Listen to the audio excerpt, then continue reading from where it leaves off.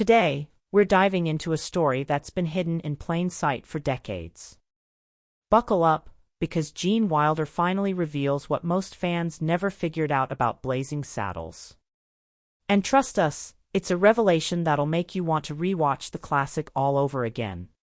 Blazing Saddles. Mel Brooks' 1974 comedy masterpiece was wild, fearless, and outrageously ahead of its time. But according to Gene Wilder, the man who played the quiet, mysterious, and whiskey-swigging Jim K. The Waco Kid, there's something deeper behind all the outrageous jokes and gunslinging chaos that most fans never realized. In a rare interview not long before his passing, Gene Wilder opened up about a key truth regarding Blazing Saddles. The film wasn't just a parody of westerns or a slapstick. Laugh stick, well stick, laugh stick I've stow well a call with conusing a rare interview not long before its Laugh till D live. Okay. Why are T. Wilder all regated cum laude? I like cum lied so ides. We like id y sick uyfyy lee why does the lee we se we can we so we can. According to Wilder, it was a protest film disguised as a comedy.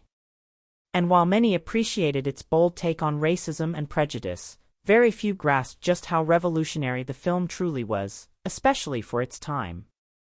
Wilder revealed that Mel Brooks and he had long talks about how to use humor not just to entertain, but to expose and ridicule America's deep-rooted racism. Wilder said, "We weren't just going for laughs. We were making a statement." The laughter was the spoonful of sugar that helped the medicine go down. Behind every punchline and absurd situation was a carefully crafted message about the absurdity of racism itself. And here's what most fans never picked up on. Wilder's character Jim wasn't just a comic relief or a sidekick to Clavin Little Sheriff Bart. In Gene's words, Jim was a broken man who found healing in the unlikeliest place, friendship with someone society told him to hate.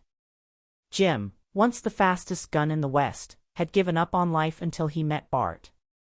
Through that friendship, he finds redemption, purpose, and a reason to believe in people again. Another surprising truth. Wilder almost didn't take the role. Mel Brooks originally offered it to John Wayne. Yes, Big John Wayne, who reportedly declined because the language and satire were too wild for his taste. When the role came to Gene, he hesitated too, thinking the film would be too controversial to succeed. But after reading the script, he saw the genius behind the chaos and said yes. They quoted it, debated it, argued over it. Lines wrapped around the block. Families and friends made nights of it. What started as a niche comedy was now a nationwide sensation. Even the worst reviews had to admit. The crowd was howling. The film had broken through every barrier and done it with scenes no one thought would ever make it past the censors. And then came the money. The budget was just $2.66 million. But the final North American gross $119.6 million. That made it the #1 film of 1974. An estimated 63 million people saw it in theaters.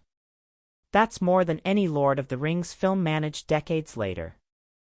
Adjusted for inflation, Blazing Saddles made nearly $600 million. It wasn't just a success, it was a phenomenon. Mel Brooks had trusted his gut, ignored the executives, and made exactly the movie he wanted to make. And it worked. The film didn't just survive. It rewrote the rules of what comedy could be. Even the smallest details in Blazing Saddles were layered with meaning. Take the governor's name, William J. Liedemann. It sounds like nonsense, but it's actually a reference to a real French performer named Joseph Puel. Born in 1857, Pujo was a global star known as Eltoman, which means the fart maniac. That wasn't just a stage name. It was his act. He could inhale air or even water into his rectum and release it at will, in tune, on cue, in rhythm. He played songs, blew out candles, did impressions.